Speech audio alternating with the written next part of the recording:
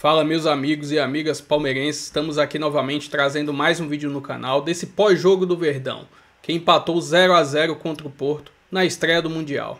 Palmeiras merecia muito essa vitória para poder já assumir a liderança do grupo e quem sabe pegar um Botafogo, um Atlético de Madrid, que apanhou feio hoje do Paris Saint-Germain.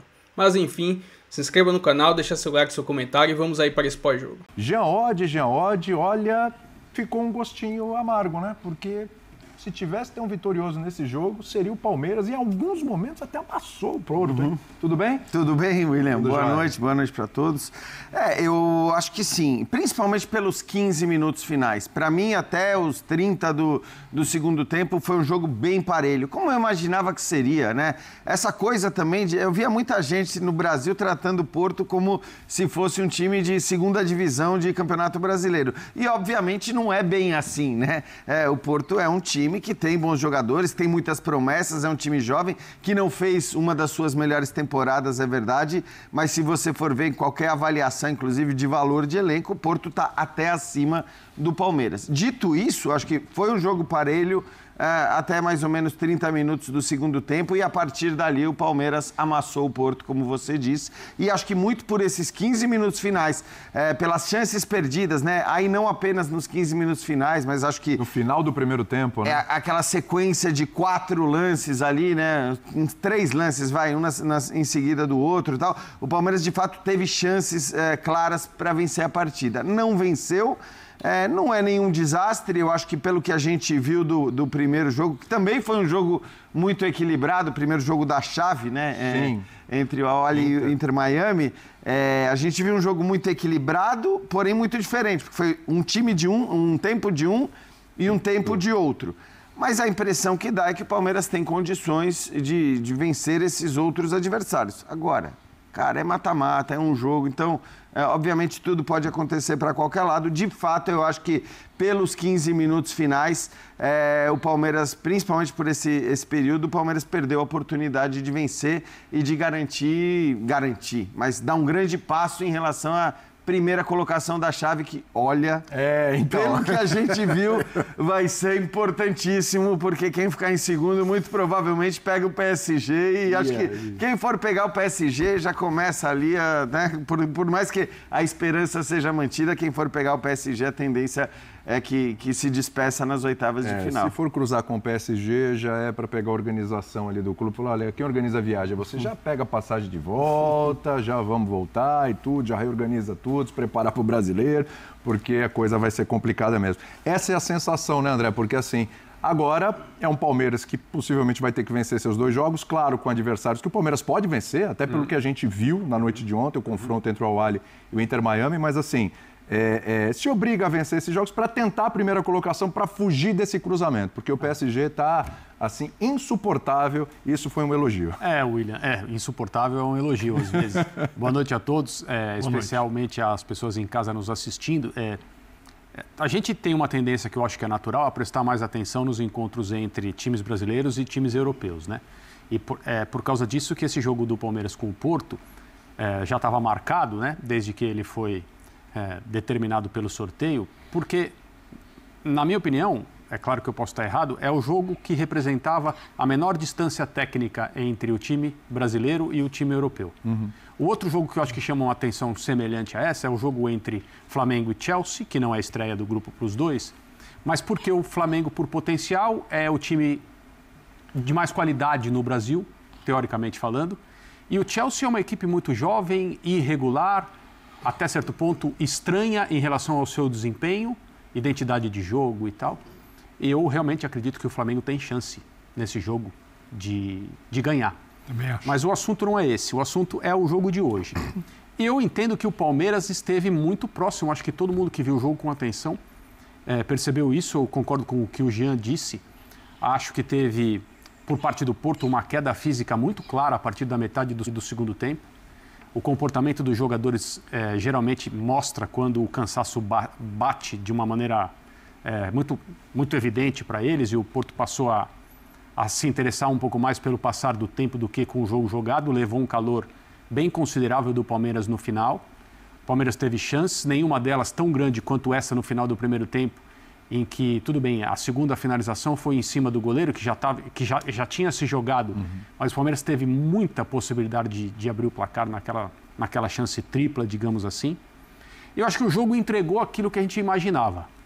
O jogo parelho, no primeiro tempo, ríspido até. Sim. Acho que a arbitragem poderia ter sido um pouco mais enérgica. O jogo mais faltoso até aqui do Mundial. Algumas faltas um pouco exageradas, eu entendo, de parte a parte, mas mais do lado do Porto. Sim.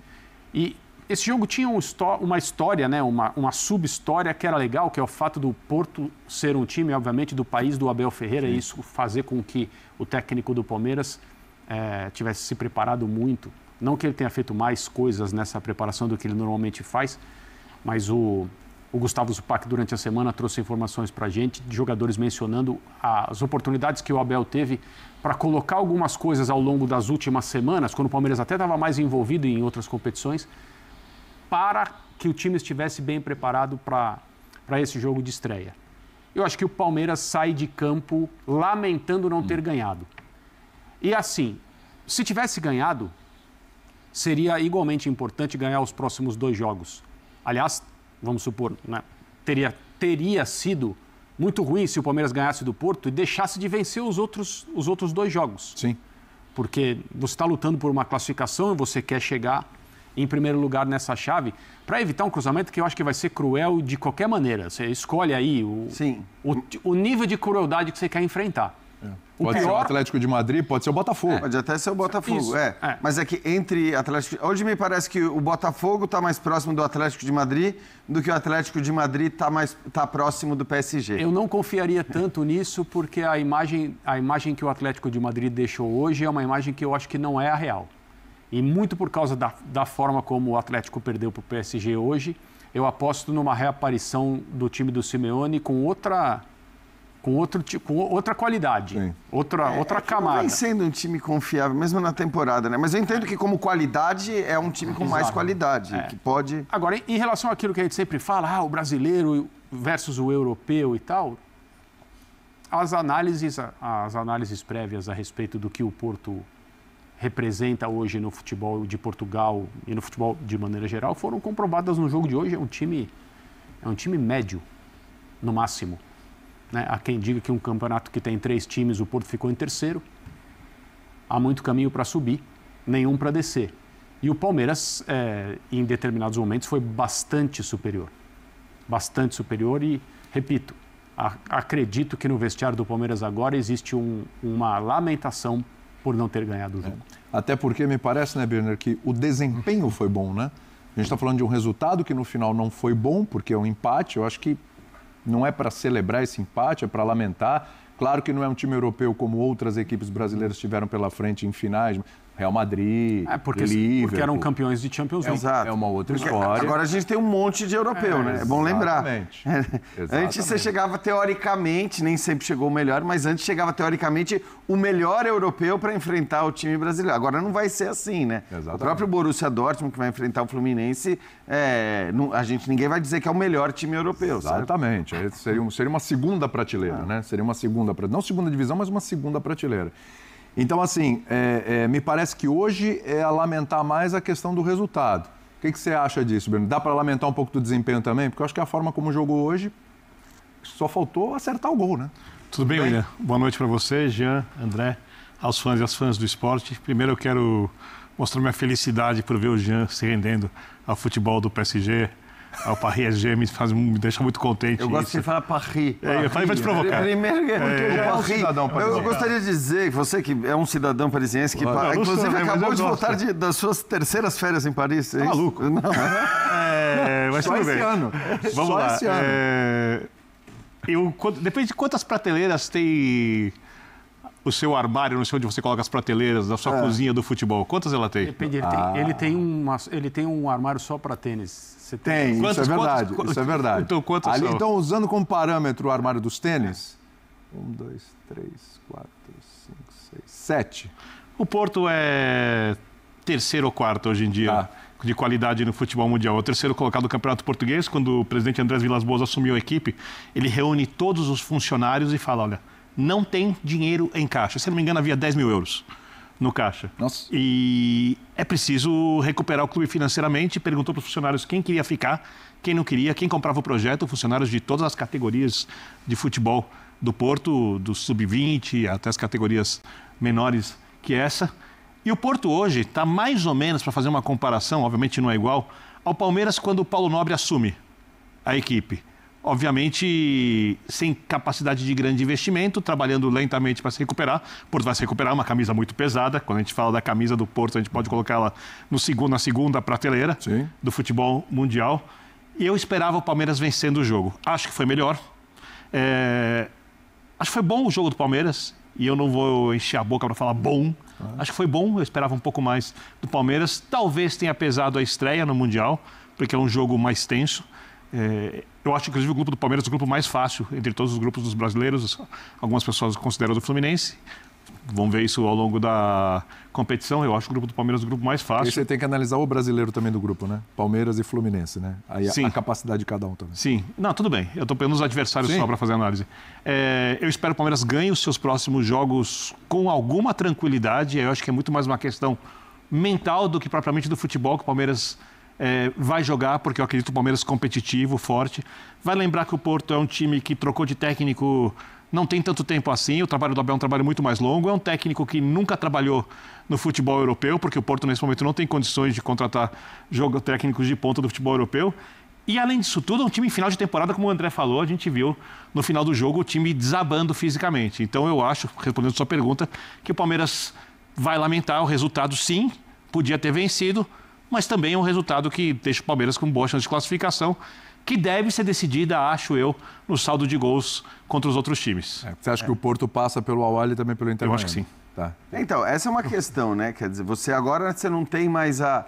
Porque óbvio que o confronto direto, muita gente imaginou como... Porque Palmeiras e Porto eram os dois favoritos do grupo. Continuam sendo os dois favoritos para avançar, mas eu também não vejo essa...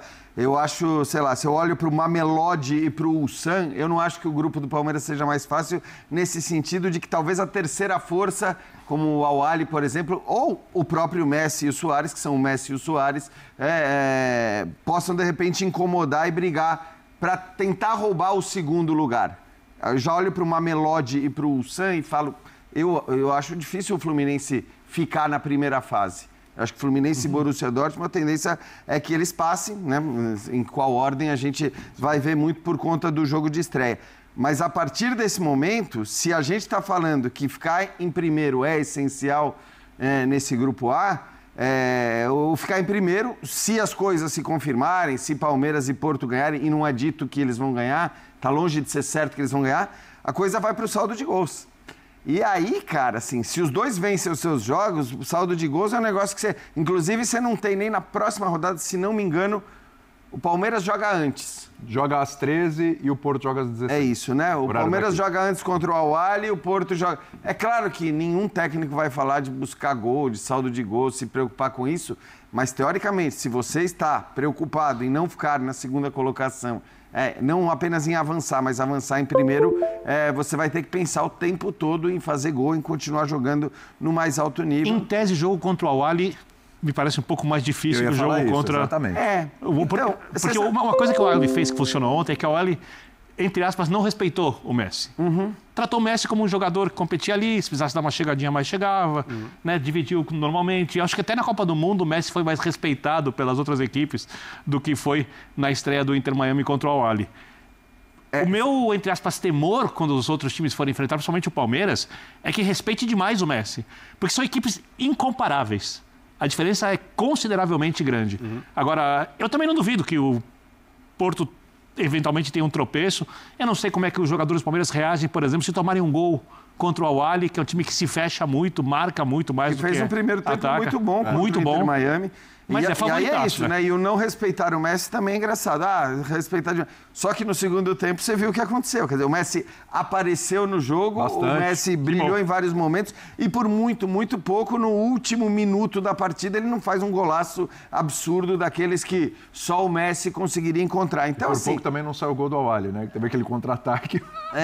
Isso, que teve contra-ataque, mas num segundo tempo que foi todo do Inter Miami. Então não dá nem pra você dizer, poxa, mas olha que foram os 90 minutos, deu só só este time. Não. Primeiro tempo foi do Al-Ahly, segundo tempo foi do Inter Miami. Então, pênalti perdido, inclusive. Com pênalti perdido, inclusive, no primeiro tempo. Então, eu acho que, assim, é o tipo de campeonato, a gente conhece essa fórmula, que tá cheia de armadilha. Que você, às vezes, um tropeço de você deixar passar uma vitória que você mereceu, e acho, de fato, que o Palmeiras hoje poderia ter vencido. Foram 17, 18 finalizações contra 11, mas nem só por isso. Acho que mais pelas chances mesmo criadas. Cara, você tá sempre andando num limiar ali, né? Tá sonhando com o primeiro lugar e, de repente, ficar fora, ficar em terceiro. É uma graça desta fórmula que eu adoro e que a FIFA encerrou para a Copa do Mundo de Seleções, porque ela precisava encher de gente. Precisa colocar muita gente ali para jogar. O que deu certo e o que deu errado hoje? Vamos lá, então, nesse 0-0. Em termos de desempenho individual, em termos do que o Abel pensou, o que deu certo e o que deu errado no Palmeiras? Pensando já para o próximo jogo, o que vai ter que corrigir? O próximo jogo é uma outra situação, porque o adversário tem outras características, né? E o Palmeiras vai levar esse empate à necessidade de ganhar para não correr risco de depender de alguma coisa que ele não pode controlar na última rodada. Eu gostei da escalação, muita gente ficou surpresa com a forma como o Palmeiras iniciou o jogo de hoje, e esse jogo teve uma peculiaridade, o Abel teve vários dias para trabalhá-lo em campo, né? No sentido de desenho de time, a escolha de jogadores e como o Palmeiras ia atuar, ia tentar anular os pontos fortes do Porto e ia tentar ganhar o jogo com as suas próprias virtudes. Me deu a impressão que faltou um pouco de desempenho individual de alguns jogadores. O Vitor Roque, por exemplo, acho que fez um jogo discreto. Sim. O Estevão, que já tinha sido objeto de comentários do Martim Anselmi, os jogadores do Porto sabem muito bem quem ele é, também foi bem vigiado. O Palmeiras, como força coletiva, começou o jogo muito bem, com a marcação um pouco à frente. Aliás, nos inícios dos dois tempos, o Palmeiras pegou o Porto saindo mal da sua própria área e teve oportunidades ali. Obviamente, isso era uma situação planejada. Eu gostei da atuação do Palmeiras, no sentido geral, assim. Achei que quando o Abel mexeu e colocou os três jogadores, né? O Alan, o Veiga e o Paulinho, começou um período de pressão que era exatamente a intenção, e essa pressão foi bem feita, o Palmeiras teve oportunidade para ganhar o jogo. O fato de não ter ganhado, ou não ter criado alguma grande situação de gol, não significa que as coisas pudessem ter acontecido. E acho que o Palmeiras não precisa se preocupar com a maneira como atuou hoje. Eu acho que a sensação é de frustração, porque o resultado não veio, né? E as chances foram deixadas em campo. Embora, assim, após uma rodada, 2 empates, ninguém fez um gol. A situação prossegue com jogos a menos a ser disputados pelas 4 equipes. Eu acho que o Palmeiras continua muito bem posicionado. Eu espero ver o Palmeiras na próxima fase, provavelmente em primeiro lugar. E acho que a estreia foi boa no sentido coletivo. Alguns jogadores eu entendo que poderiam ter rendido mais. Eu gostei da atuação do Veiga quando entrou. Pois é. Fazia algum tempo que eu não via ele jogar tão bem, pressionando, se movimentando bastante para procurar o jogo. Eu acho que... Ele vai lamentar uma finalização de pé direito no final do jogo agora. Pegou mal na bola. Foi bem longe. Eu acho que o Abel vai olhar com bastante carinho para a atuação dele, olhando na próxima partida, até porque o próximo jogo do Palmeiras, pela característica do adversário, vai exigir muita marcação na frente, muita intensidade e um jogo bem agressivo, porque o Al-Ahly não vai fazer questão de ter a bola. Você acha, então, que ele pode entrar com o Veiga? Já? Eu acho que ele pode entrar com o Veiga. Você acha? No lugar do Maurício? Então, eu não sei. Eu não apostaria nessa mudança, mas eu entendo e acho que, de fato, o time melhorou depois das mudanças, muito porque você ganha realmente também em vigor físico, em intensidade e tudo mais. Talvez ele possa fazer isso mais cedo na próxima partida, quer dizer, fazer uma mudança, até porque a gente está falando, né, de um clima que... e o Palmeiras nem jogou no pior horário, a gente viu o horário em que jogaram, por exemplo, Paris Saint-Germain e Atlético de Madrid, o horário mais puxado e tudo mais. O Palmeiras vai jogar mais cedo, né, contra o Al-Ahly, vai jogar... 13, horário daqui. Horário daqui, então vai exigir mais do ponto de vista físico e aí ele pode fazer essas mudanças. Quanto à escalação, era exatamente o que eu imaginava que fosse começar o jogo, exceção feita ao Aníbal no lugar do Emi Martínez. Eu até tenho curiosidade de ouvi-lo, porque essa foi uma surpresa. O Emi virou titular absoluto do Palmeiras, o Aníbal acaba que ganha essa vaga. Achei que jogou bem, inclusive, dentro da função que ele tem para exercer, que não é uma função criativa. É aquela coisa, né? Eu acho que as disputas estão bastante acirradas dos meias atacantes do Palmeiras, né? Porque o Birner acabou de citar o Veiga, que de fato não era um que vinha entrando bem ou jogando bem, mas você tem o Maurício, que quando entrava sempre jogando muito bem, o Facundo Torres, que hoje acaba não jogando praticamente, ele era titular absoluto, era o cara que o Abel não tirava do time em momento algum, e aí chega o primeiro jogo do Mundial, ele tá fora. O Estevão, claro, ninguém vai discutir a presença dele, e eu tinha até alguma dúvida, né? Acho que antes das especulações sobre a escalação, quem seria o centroavante? Aí falando por rendimento, porque é claro que você imaginar o Vitor Roque é o titular, ou é o cara que se imagina que vai ser o titular na hora que tiver todo mundo 100%, mas o rendimento dele não vinha sendo tão bom. E ele começa jogando e, de novo, acho que não teve realmente um rendimento bom. Ele acaba perdendo, né? A primeira chance clara do jogo é com ele ali, ele acaba desperdiçando. Depois o Flaco talvez até brigue por essa vaga, por essa oportunidade. Já para o próximo jogo? Não sei. Jogar sem o centroavante de fato, com o Paulinho aproximando. Então. Você sabe que quando eu vi, Birner, quando eu vi os 3 que iam entrar, eu falei, bom, vão sair o Maurício, vai sair o Felipe Anderson, porque o Alan estava pronto para entrar, ele tem feito essa de amarelado pela também. Direita, e estava amarelado. E aí fiquei na dúvida, falei, cara, quem vai sair para a entrada do Paulinho? Porque ele não vai tirar o Estevão, foi o que eu pensei.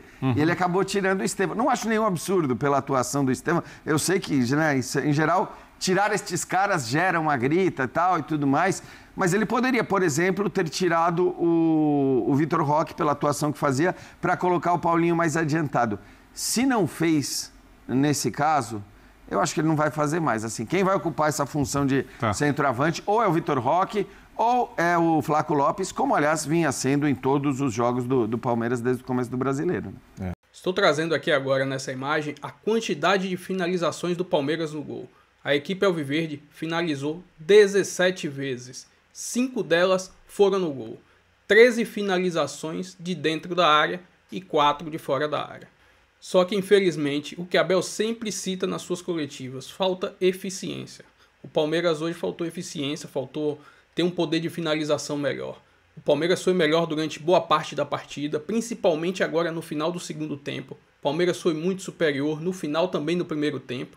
O Porto teve algumas oportunidades, sim, mas o Palmeiras foi o dominante do jogo. Como podemos ver aqui na imagem do sofá, as finalizações do Palmeiras, a maioria delas foram concentradas ali dentro da área. Olha o tanto de oportunidades. Lógico, algumas foram cabeçadas, que foram para fora, que não foram chances totalmente claras. Mas teve algumas oportunidades que não podem desperdiçar, principalmente as que tiveram no primeiro tempo. Mas, enfim, um empate de 0-0, tá tudo embolado. O Palmeiras precisa fazer saldo nesses últimos 2 jogos para, quem sabe, enfrentar um Atlético de Madrid ou, quem sabe, um Botafogo. Porque eu acho que está bem definido lá que o Paris Saint-Germain será o primeiro colocado. Mas, enfim, o Palmeiras foi muito bem contra o Porto. Passou uma imagem diferente agora para as equipes de Portugal, que acham que são melhores do que as equipes brasileiras. O Palmeiras foi muito bem. Enfim, essas são algumas informações aí da partida. Se inscreva no canal, deixa seu like e seu comentário. E até o próximo vídeo. Valeu!